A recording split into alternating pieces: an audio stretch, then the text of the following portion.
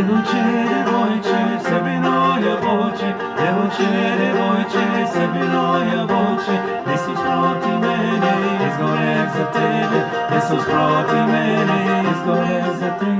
good friend I grew up with is a poet. I said, how did you choose to be a poet? And he just said, I can't not do it.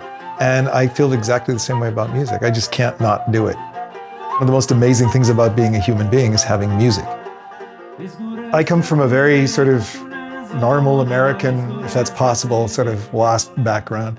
And so I learned piano and flute and all of those things. I'm from Bulgaria. Bulgaria is an interesting country. It was communism for many years.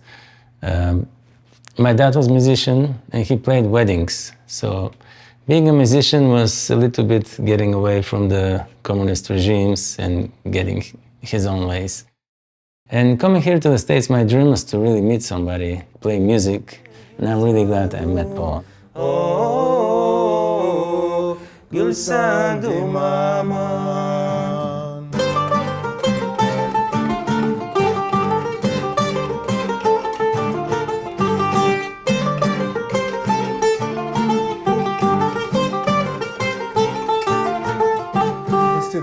Let's try it with the chords. It wasn't until I started to teach English as a second language I realized that there were a lot of world musics out there, and usually they were dismissed because Americans didn't understand them. They were relegated to sort of, oh, isn't that cute or quaint.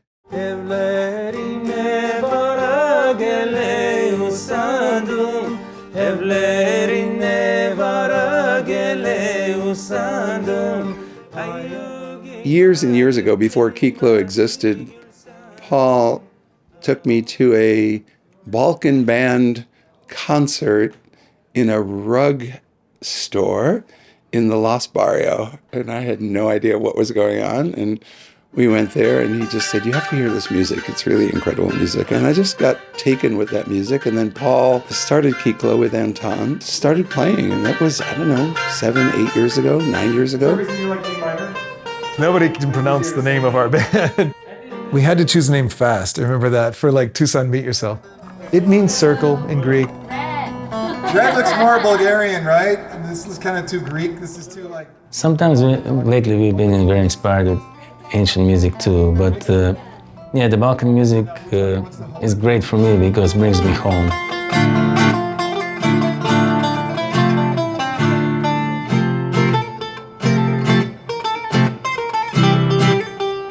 We have a nice expanse and expression of Latin music in this community and some other places of the world, but this sort of really specialized area of Eastern Europe and Southern Mediterranean music is very special and very unique.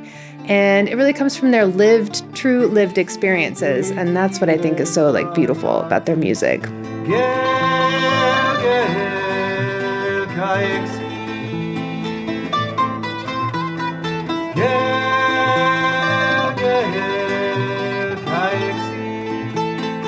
I do like to listen to it because it's just really beautiful music. It just makes me feel joy inside.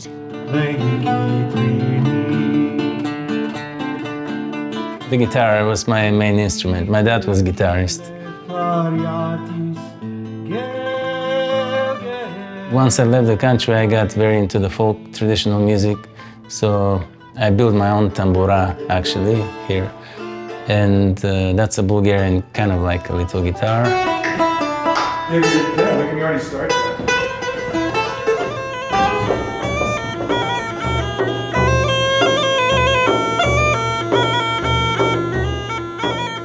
I always liked bagpipes. They're a very special instrument.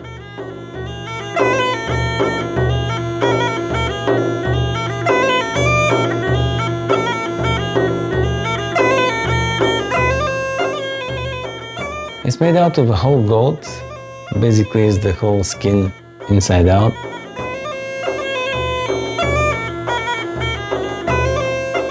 I always wanted to learn the mountain bagpipes that are bigger.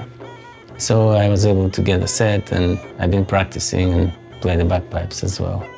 And you play very well. I mean, when you go back to Bulgaria, you play in ensembles. Well, I had a group there. Now I play with sometimes with different people, groups, and we play in festivals, definitely. My main instrument is the Gothic harp.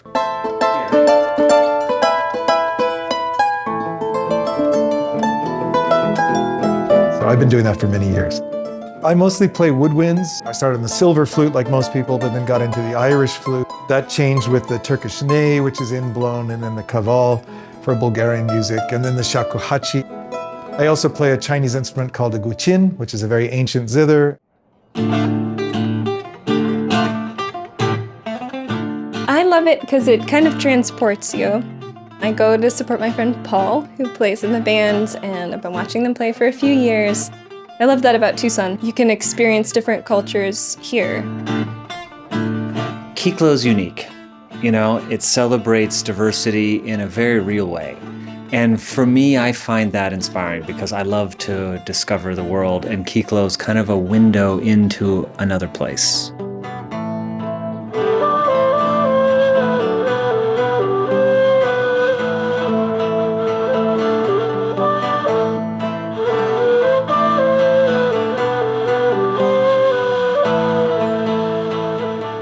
A traditional musician is not somebody who's just doing something from before. It's somebody who is approaching the music with certain sort of sensibilities. So you'll have a lot of new traditional folk music, new traditional bluegrass, new traditional Irish.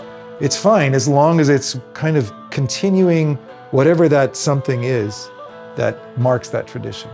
When we play, sometimes there's this moment of improvisation, so in the middle of the songs, and I could feel what Paul is feeling.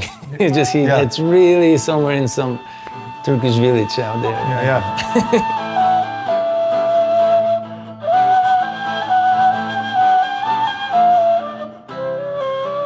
Trying to really understand what these different human groups were doing with music and how beautiful it was, but to my original ears, when I first heard it, it didn't work for me. It sounded noisy, it sounded like it wasn't supposed to sound. And so for me, it's been very transformative. Not just listening to records and reading about it, but to actually participate, to go to learn the instruments from people, from teachers in those countries, and to continue to participate with a lot of respect.